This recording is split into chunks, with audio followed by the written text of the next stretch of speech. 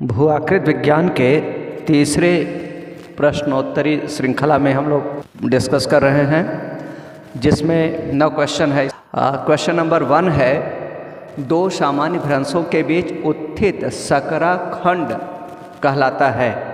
दो सामान्य भ्रंश हैं, जैसे नर्मदा भ्रंश है, तापी भ्रंश है, उसके बीच उत्थित सकराखंड क्या है? सतपुड़ा पर्वत श्रृंखला।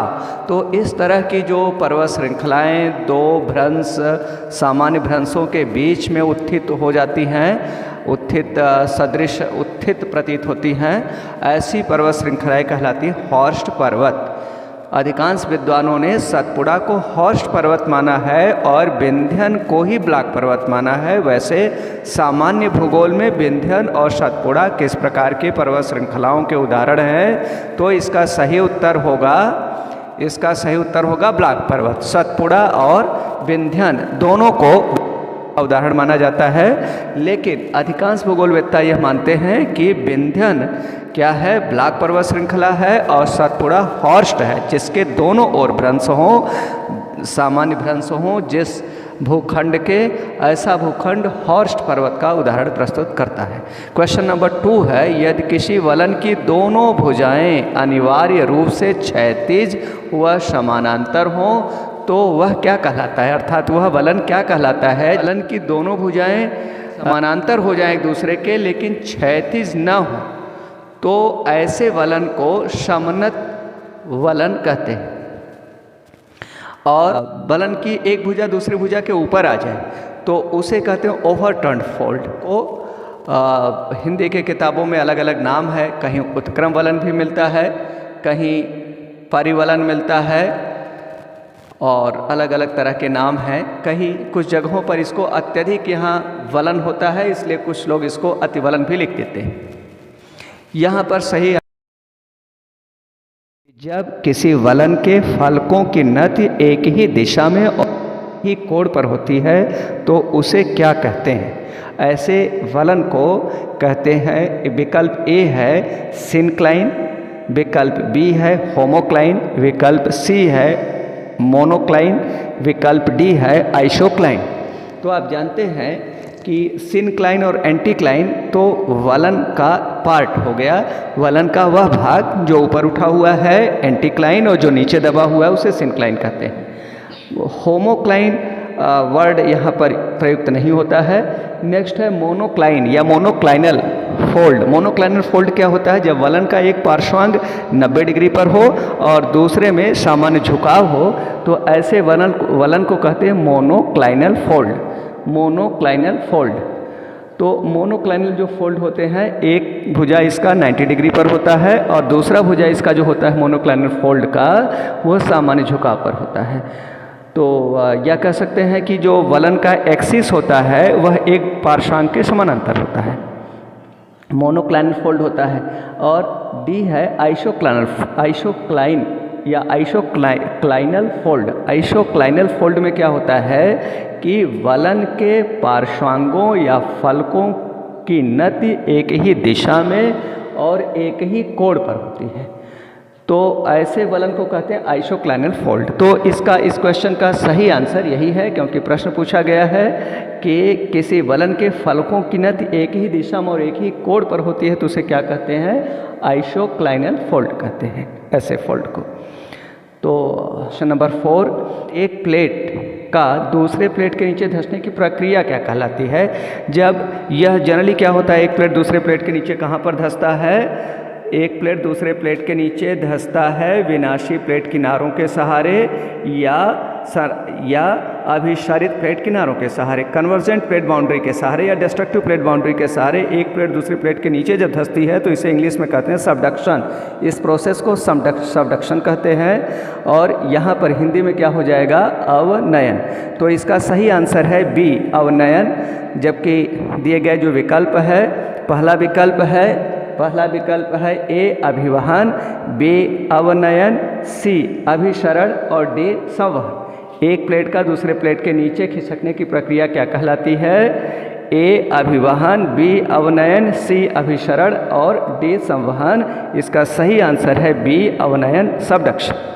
क्वेश्चन नंबर 5 है सैन एंडियाज भ्रंश है रूपांतरण भ्रंश, अभिसारी भ्रंश, प्रसारी भ्रंश और निमज्जनकारी भ्रंश।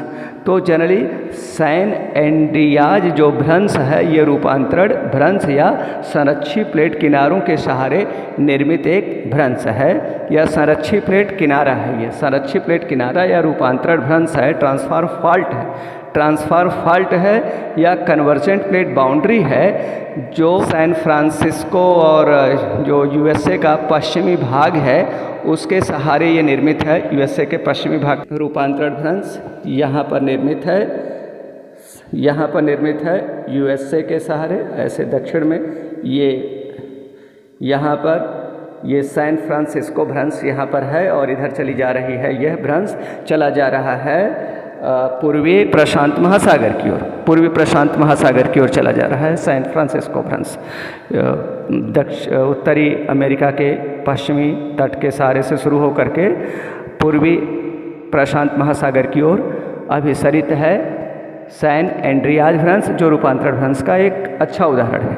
क्वेश्चन नंबर 6 है अनाच्छादन कैसी प्रक्रिया है? ए स्थैतिक प्रक्रिया, बी गतिशील प्रक्रिया, सी ए और बी दोनों और डी भौतिक प्रक्रिया।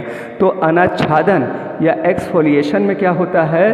इसमें थर्मल वेदरिंग भी काम करती है और विंड के प्रभाव से परत दर परत चट्टानें अपक्षयित होती चली जाती हैं। इसलिए हम कह सकते हैं कि जो एक्सफोलिएशन है वह स्थैतिक और गतिशील दोनों प्रकार की प्रक्रिया है।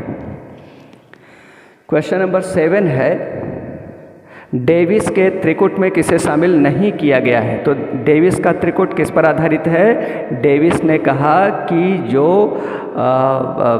ये स्थलाकृतियाँ हैं, स्थलाकृतियाँ वो फंक्शन है स्ट्रक्चर, प्रोसेस एंड टाइम का। इसे ट्रिबो ऑफ डेविस के त्रिकुट के नाम से जाना जाता है। अर्थात जो स्थलाकृतियाँ होती हैं वे किसका परिणाम होती हैं? संरचना का, प्रक्रम का, प्रोसेस का और टाइम या अवस्था, स्टेज या टाइम। तो इसमें क्या बच रहा है? विकल्प सी, यही डेविस के त्रिकुट में शामिल नहीं है। विकल्प सी मीन्स स्थिति, स्थिति का सेंस कंडीशन से हो गया। कंडीशन ये डेविस के त्रिकुट में शामिल नहीं है। डेविस के त्रिकुट में शामिल क्या क्या है? संरचना, प्रक्रम और अवस्था। डेविस ने कहा कि स्थलाकृतियाँ संरचना, प्रक्रम और अवस्था का प्रतिफल होती हैं। अवस्था को यहाँ पर हम लोग टाइम भी कह सकते हैं। क्वेश्चन नंबर 8 है पेंक के अपर्दन चक्र की शुरुआत कहाँ से होती है? पेंक का अपर्दन चक्र प्रारंभ होता है, विकल्प ए है इंट्रम्प, विकल्प बी है इंसेलबर्ग, विकल्प सी है पेनीप्लेन, विकल्प डी है प्राइमारम्प।